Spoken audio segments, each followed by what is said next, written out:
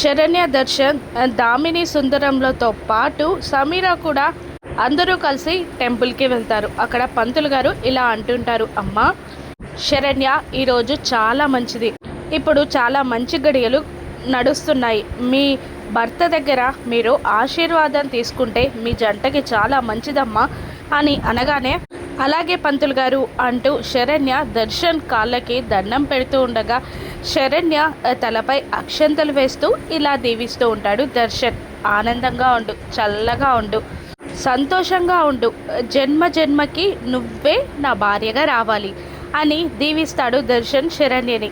శరణ్య చాలా సంబరపడిపోతూ ఉండగా సమీర అదంతా చూస్తూ కుళ్ళుకుంటూ ఉంటుంది. తను కూడా ఐడియా వేసి, పంతులు గారు, నేను కూడా దర్శన్ దగ్గర ఆశీర్వాదం తీసుకోవచ్చు కదా అనగానే దర్శన్ శరణ్య ఇద్దరు షాక్ అవుతారు.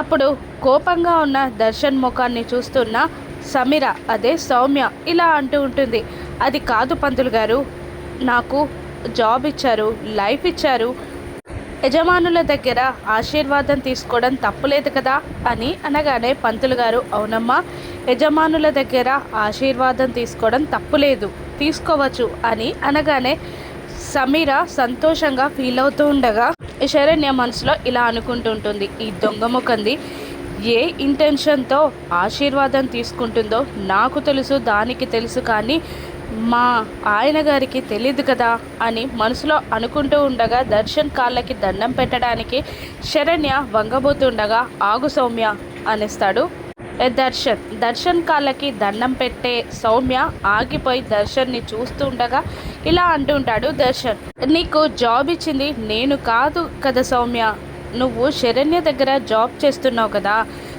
మన బాస్ శరణ్య కదా, అందుకనే శరణ్య కాళ్ళకి దండం పెట్టు అని బాంబ్ పేలుస్తాడు దర్శన్.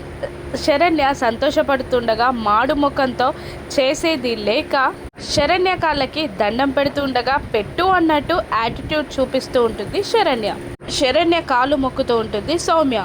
నీ సంగతి ఆ దేవుడే చూస్తాడు అంటూ విచిత్రంగా దీవిస్తుంది శరణ్య.